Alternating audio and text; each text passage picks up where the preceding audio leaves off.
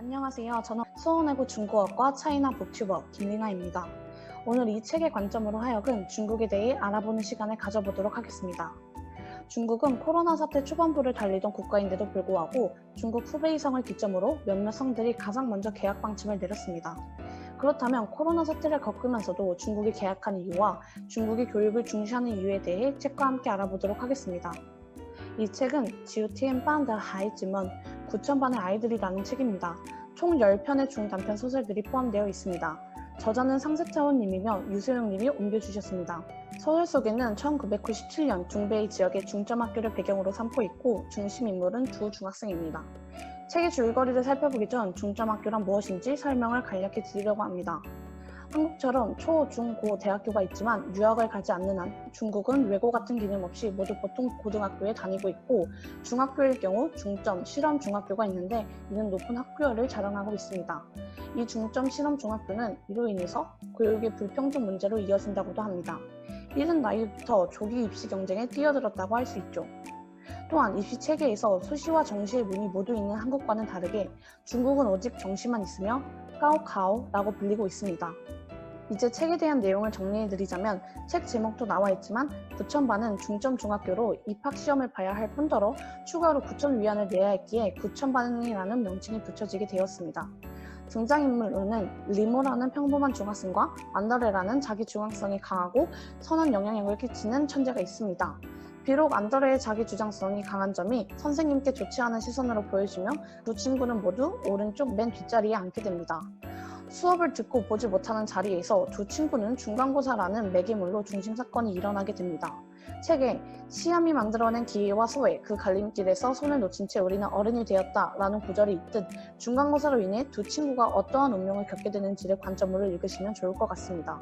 저는 책의 초반부부터 알 수 있지만 천재 안드레가 왜 현실에서 도태되고 망가져야 하는가에 대해 기준을 잡고 책의 여러 관점 포인트들을 살펴보도록 하겠습니다. 첫 번째는 중국의 자본주의입니다. 중국하면 떠오르는 것이 사회주의인데요. 사실 중국은 정치적으로는 사회주의, 경제로는 자본주의를 외치고 있는 나라입니다. 그렇기에 사회주의 시장 경제라고도 불리죠. 이 책의 설정부터가 입학을 위해 9,000위안을 내야 한다는 것처럼 중국은 교육면에서 자본주의가 아주 잘 드러나는데요. 실제 부모의 월 수입 중 70%를 사교육비로 쓰고 있는데 교과나 코딩, 미술, 수영 등을 모두 사교육으로 쓰고 있다고 합니다. 그렇다면 중국의 높은 학교열은 언제부터 시작이 되었을까요? 사실 문화 대혁명 이후 농촌 사람들에게도 평등한 교육 기회가 증가되며 학력사회가 시작되었고 대학을 잘 가야 사회에서 인정받는다는 인식이 높아졌다고 합니다. 또한 1980년대 즈음 도입된 1가구 1자녀 정책이 시행됐을 때 한 자녀는 소황제라고 불리기도 했고 교육 기대감이 몰리기도 했다고도 합니다. 두 번째 관점은 사회주의 가치관입니다. 책 속에는 학교에서 전교생이 국기 개양대회에서 발표하는 내용이 있습니다. 대부분의 아이들은 중국에 관한 좋은 점을 엮어 말한 반면 안더레는 혼자 맨홀 뚜껑이 왜 둥근지 아시나요? 라고 말하죠. 이때 보고 계시던 교장 선생님은 안드레에게 한 번의 기회를 더 주지만 뜻을 굽힐 리에 없던 안드레를 보고 비급 조치를 내리게 됩니다. 만약 안드레가 사회주의 가치관이 없는 교육 현실에 있었다면 안드레의 천재성과 재능을 펼칠 수 있었을까요? 박제된 천재라는 말이 떠올려지는 내용이었습니다. 세 번째 관점은 사회는 왜 경쟁주의를 주시하고 만들어갈까에 대해 초점을 둬봤습니다. 안드레의 말 중 나는 너랑 달라. 너는 나처럼 맨 뒷자리에 만족하고 살아서는 안 돼. 이번 시험을 한번 잘 봐봐. 시험을 잘 봐서 칠판이 보이는 저 앞자리로 가라고 라는 대화가 있습니다. 여기서 시험 자체가 경쟁인 구조이며 맨 뒷자리와 맨 앞자리가 사회에서 경쟁의 승자와 패배자로 수식적 구조를 나타내는 것처럼 느껴지기도 합니다. 또한 선한 영향력을 끼칠 수 있는 안드레 같은 친구는 왜 결과에 묻히게 되는가에 대해서도 생각해 보시면 좋을 것 같습니다.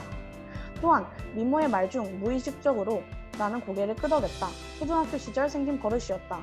선생님이 알아들었나요? 라고 말하면 그게 사실이든 아니든 고개를 끄덕여야겠다. 안드레는 고개를 저었다. 라는 구절이 있는데 여기서 주입식 교육의 문제점과 앞으로 나아가야 할 교육의 방향성에 대해서도 생각해 보시면 좋을 것 같습니다. 이 관점 포인트들로 하여금 독자 여러분들이 직접 관점에 대한 답을 내려보시고 중국에 대해 알아볼 수 있었던 시간이 되었으면 좋겠고 그런 관점들로 세상을 다양하고 올바르게 바라보시면 좋을 것 같습니다. 이상 차이나 북튜버 김민아였습니다. 감사합니다.